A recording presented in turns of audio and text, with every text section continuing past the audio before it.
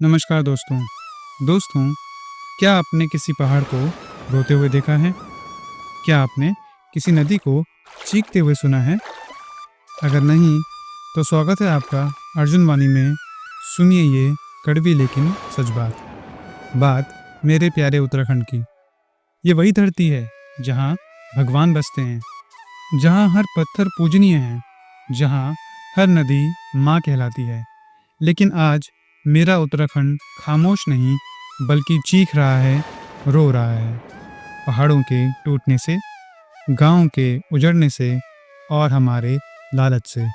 चमोली, रुद्रप्रयाग, टिहरी, मालदेवता, हर जगह तबाही का मंजर है। सड़कें धंस रही हैं, पुल बह रहे हैं और लोग बेघर होकर दर दर भटक रहे हैं। लेकिन दोस्तों, ये कोई अचानक आई त्रासदी नहीं है। ये तो सालों से पनप रहा वो जख्म है जिसे हमने ही अपने हाथों से गहरा किया। 2013 की केदारनाथ आपदा, 2021 की चमोली की घटना, हर बार प्रकृति ने हमें चेतावनी दी, लेकिन हमने हर चेतावनी को अनसुना कर दिया। हमने पहाड़ों का सीना चीरकर सड़कें बनाई, नदियों के किनारे होटल खड़े कर दिए, जंगल काट डाले और यहाँ तक कि देवभूमि पर शराब के ठेके भी खोल दिए। सोचिए, जिस धरती को लोग भगवान का घर कहते हैं, वहीं हमने अपने लालच का अड्डा बना दिया।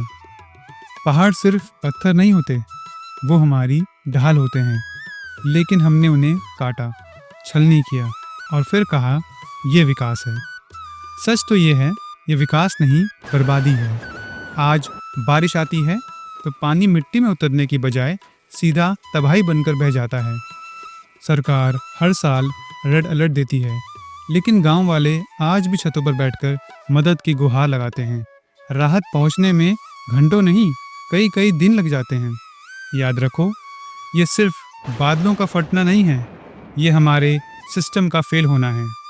ये सिर्फ पहाड़ का गिरना नहीं है, ये हमारी सोच का गिरना है। ज़रा सोचिए उस छोटे बच्चे के बारे में जिसका स्कूल जाने का सपना अब मलबे में दबा पड़ा है। सोचिए उस माँ के बारे में जिसने अपनी ही आंखों के सामने अपना बेटा नदियों में बहते देखा। और सोचिए उन परिवारों के बारे में जो रात को चैन से सोए थे, लेकिन उनकी कभी सुबह ही नहीं हो पाई। मेरा प्यारा उत्तराखंड आज इन जख्मों से रो रहा है, तड़प रहा है, लेकिन हम अब भी चुप हैं, जैसे ये सिर्फ उत्तराखंड की समस्या है, पूरे भारत की नहीं। अब सवाल ये है, क्या हम सच में उत्तराखंड को देवभूमि मानते हैं या फिर इसे केवल कमाई का धंधा बना दिया है? हमें विकास चाहिए, लेकिन ऐसा जो प्रकृति का दुश्मन नहीं, साथी बने। हमें पर्यटन चाहिए, लेकिन ऐसा जो पहाड़ की आत्मा को न तोड़े। हमें सरकार चाहिए जो सिर्फ चेतावनी ना दे, बल्कि पहले से तैयारी करें। अगर अब भी नहीं संभले तो आने वाली तबाही केवल उत्तराखंड तक सीमित नहीं रहेगी, बल्कि पूरे भारत को निगल जाएगी। याद रखो दोस्तों, हमने पहाड़ों का सीना काटकर होटल खोले, रेस्टोरेंट और शराब के ठेके खोले और अब उम्मीद कर रहे हैं कि पहाड़ चुप रहेंगे। क्या वाकई हम इतने अंधे हो गए? ये लड़ाई सिर्फ उत्तराखंड की नहीं, ये पूरे देश की है। और याद रखो, जिंदगी पहले, लालच बाद में, वरना मेरा प्यारा उत्तराखंड कब्रिस्तान बन जाएगा। तो यही थी आज की अर्जुन वाणी।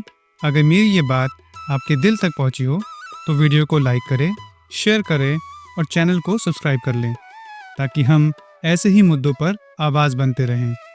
तो मैं फिर मिलूँगा आपसे यहीं अर्जुन वाणी पर, कुछ कड़वी लेकिन सच बात लेकर।